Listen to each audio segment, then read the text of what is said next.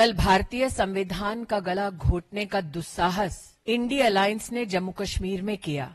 जिस रेजोल्यूशन को India alliance ने कल पारित किया, उसके अंतर्गत वो जम्मू कश्मीर में भारत के संविधान के खिलाफ एक नई जंग लड़ते हुए दिखाई देते हैं।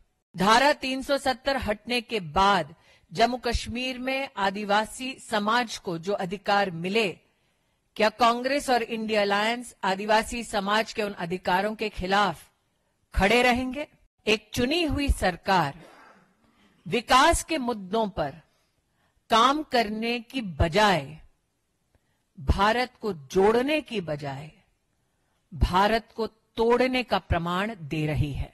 कल भारतीय संविधान का गला घोटने का दुस्साहस इंडिया अलायंस ने जम्मू कश्मीर में किया।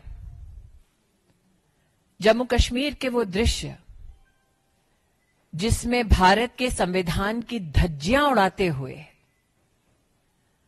आदिवासी अधिकारों, दलितों के अधिकारों और महिलाओं के अधिकारों का हनन करने का दुस्साहस कांग्रेस लेड इंडिया अलायंस ने जो किया, एक जागृत भारत उस दुस्साहस को बर्दाश्त नहीं करेगा।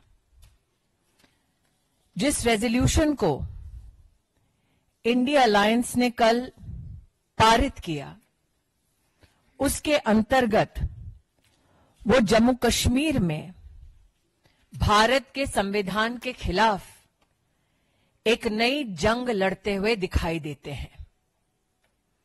आज मैं इंडिया अलायंस के नेताओं से पूछना चाहती हूं कि भारत की पार्लियामेंट और सुप्रीम कोर्ट का जो निर्णय सबको मान्य है, उस निर्णय का अपमान, उस निर्णय की अवहेलना करने का अधिकार कांग्रेस को, एनसी को देश में किसने दिया?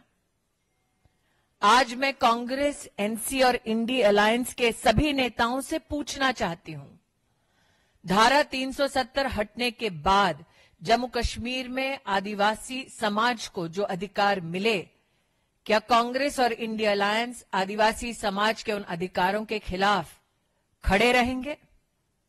जम्मू कश्मीर में धारा 370 हटने के बाद दलित समाज, पिछड़े समाज को जो अधिकार भारत के संविधान के माध्यम से भारत की संसद ने सुपुर्द किए, क्या कांग्रेस नेत इंडिया अलायंस उनके खिलाफ खड़े रहेंगे? कल का रेजोल्यूशन कांग्रेस और इंडिया अलायंस के नेताओं का टैक्टिकल समर्थन दिखाता है उग्रवाद और आतंकवाद के समर्थन में। ये भारत में हर नागरिक को ज्ञात है कि धारा 370 हटने के बाद नागरिकों की मृत्यु में 80% की गिरावट हुई। ये हर हिंदुस्तानी को ज्ञात है कि धारा 370 हटने के बाद जम्मू कश्मीर में आतंकी घटनाओं में 70% की कमी हुई।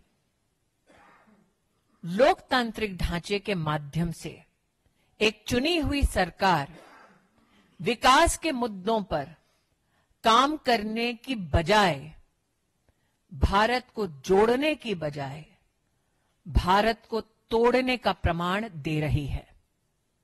मैं इंडिया अलायंस के सभी नेताओं को, देश के नागरिकों और भारतीय जनता पार्टी के कार्यकर्ताओं के माध्यम से आश्वस्त करना चाहती हूं कि संसद द्वारा पारित धारा 370 पुनर्स्थापित नहीं होगा और जम्मू कश्मीर को भारत से बांटने का उनका ये प्रयास कामयाब नहीं होगा।